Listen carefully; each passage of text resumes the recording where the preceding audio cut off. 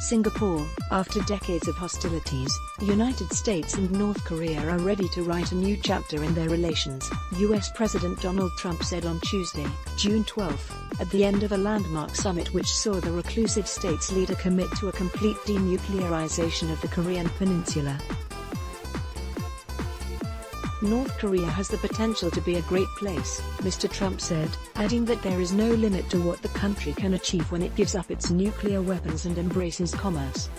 He said this at a press conference that stretched for more than an hour as he wrapped up his historic summit with North Korean leader Kim Jong-un in Singapore on Tuesday, June 12. Just hours earlier, the two leaders had signed a joint document in which Mr. Kim reaffirmed his firm and unwavering commitment to complete denuclearization of the Korean peninsula. Mr. Trump also committed to provide security guarantees to North Korea, without stating what those guarantees might be. The two parties also said they would jointly work to build a lasting and stable peace regime on the Korean peninsula.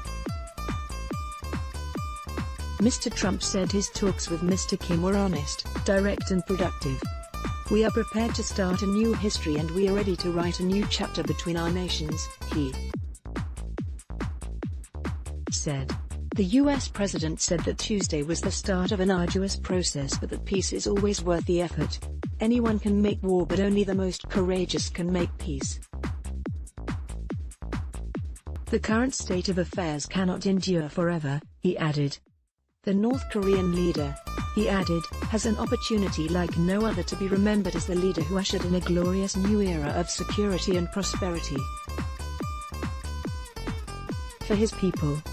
Responding to questions from the media, Mr. Trump also expressed confidence that Mr. Kim would honor the commitments he had made. Mr. Kim was very firm in the fact that he wants to do this.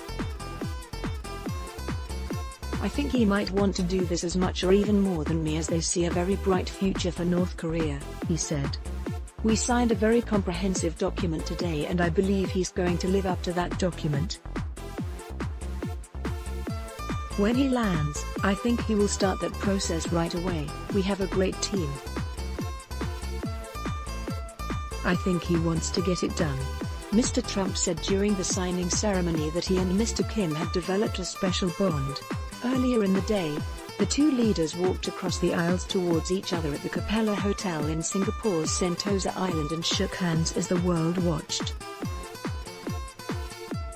North Korea's leader Kim Jong-un shakes hands with U.S. President Donald Trump after taking part in a signing ceremony at the end of their historic U.S.-North Korea summit. Photo, AFP/Anthony Wallace, U.S. to stop war games. In his speech on Tuesday, Mr. Trump said that he will travel to Pyongyang in the future and will invite Mr. Kim to the White House at the appropriate time. He also said that U.S. would be stopping the war games, referring to joint military exercises with South Korea that North Korea has repeatedly said were an act of war. "They're tremendously expensive. The amount of money that we spend on that is incredible. South Korea contributes but not 100%. The war games are very expensive, we pay for a great majority of them. We fly in bombers from Guam, it's a very provocative situation." U.S. President Donald Trump speaks at a press conference following the historic U.S.-North Korea summit.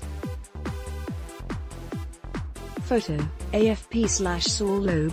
While North Korea has a very substantial nuclear arsenal, the denuclearization process will begin very, very soon and will be done as fast as it can mechanically and physically be done, Mr.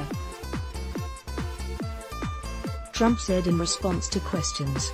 Mr. Kim already agreed to destroy a missile engine testing site after the signing of the agreement, Mr. Trump said.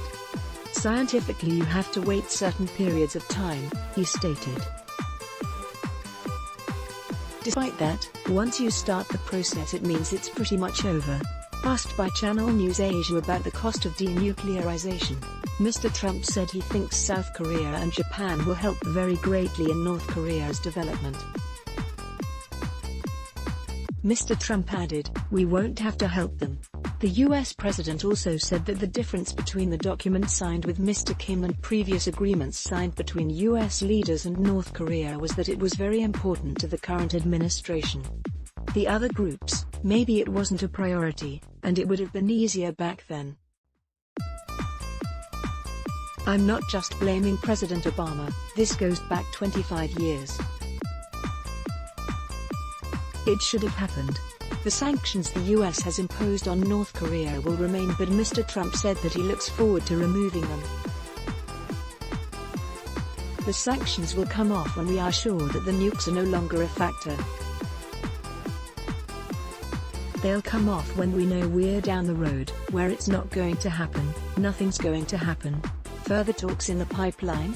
Mr. Trump also said that he would come back gladly to Singapore, thanking Prime Minister Lee Hsien Loong, whom he met on Monday and had described earlier in his speech as a friend of mine.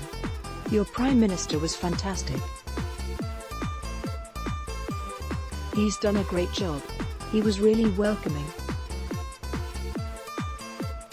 It probably made a difference, actually. On next steps, the US president said that his administration, including Secretary of State Mike Pompeo and National Security Advisor John Bolton, would be getting together next week to go over the details and to get this stuff done. We're also working very much with South Korea. We're working with Japan. We're working with China to a lesser extent, but we're working with China, he added. We've done a good job, but if you don't get the ball over the goal line, it doesn't mean enough, he said. We're live on YouTube with our comprehensive coverage on the Trump-Kim summit. Watch here. You can also catch the live stream and read updates at www.channelnewsasia.com/Trump-Kim summit.